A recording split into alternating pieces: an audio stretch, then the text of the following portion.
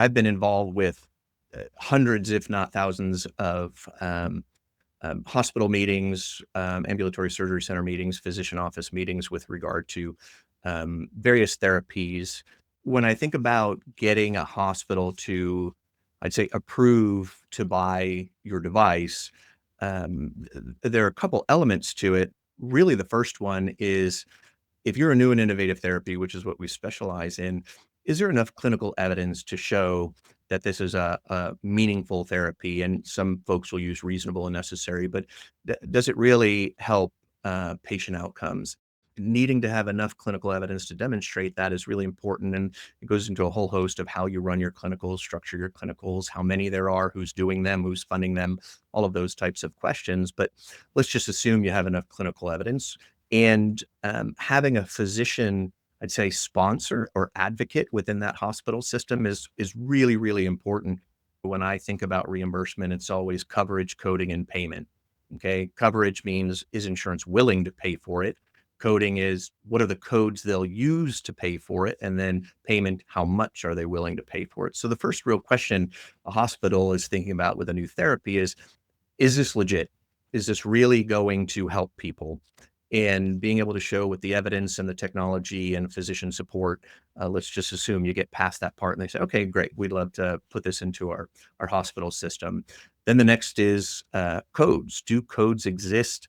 And there's a whole list of codes that for procedures and devices and supplies and a host of other categories. But the hospital system wants to make sure that there are appropriate codes, because if there aren't codes that adequately describe your therapy, you can imagine that the hospital system would say, we don't know how to bill this to an insurance company because there isn't a code. There are miscellaneous codes and temporary codes, all of those types of things, which tend to give hospital administrators pause.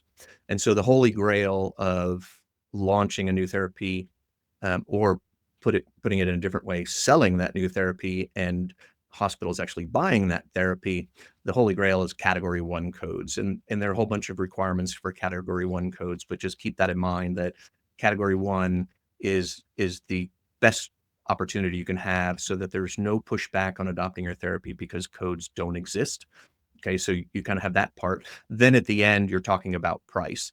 And so how much is the dollar reimbursement that they're going to get?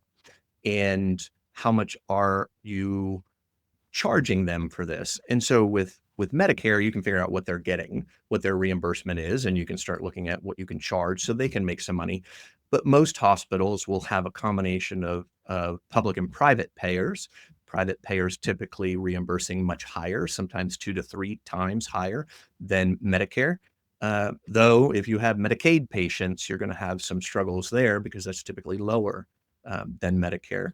So when you take the whole patient population, then you can start kind of doing a weighted average of what the reimbursement is for your therapy to be more specific with your pricing. In that kind of payer mix discussion is not just what the hospital payer mix is, but what you believe your payer mix would be for your therapy. So obviously, the easiest is to pick an extreme. So is it pediatric versus geriatric? Obviously, that's a very different patient population, and that might not be representative of the hospital's patient population. When you then look at that, the person you're talking to, in my mind, is extremely important in understanding who that person is. If you're in the pain department of the hospital, um, you may evaluate profit and loss based off of each type of procedure. Or it may be in the entire department, or it may be part of the entire hospital. There are different ways of looking at it. So, for example, if it's each procedure, then you have to get very, very specific on your pricing and the reimbursement for each time that therapy is delivered. If it is in the entire department and this is one therapy to help complement all of the other therapies, the pricing may not be as sensitive of an issue if you're trying to create a comprehensive system that's being put in place. Or if you're trying to attract a physician who wants to come to that hospital bringing other procedures, all of those factors run into it, and they all have their various strategies with that perspective. But if you're talking with a supply chain manager, What's really important in that situation is understanding what motivates them. The majority of supply chain managers get bonused, so they get final bonuses at the end of the year based on how much they reduce prices.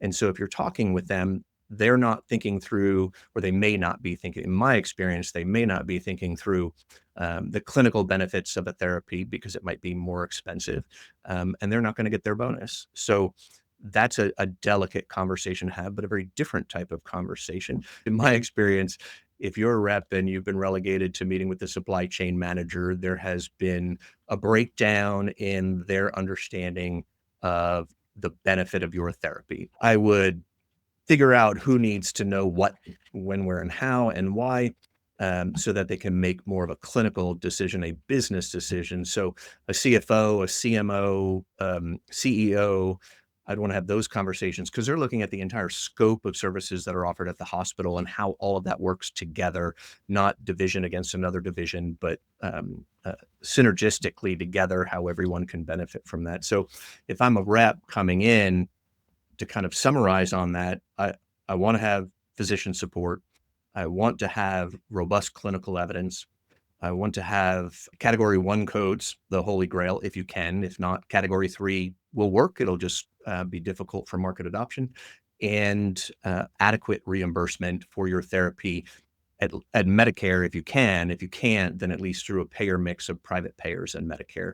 Those are the types of items that, as a medical device rep, when you say reimbursement and folks just say it's this dollar amount, that's where some may stop. If you think through all those other things, you're now a partner with that hospital to help them be more successful with regard to their objectives.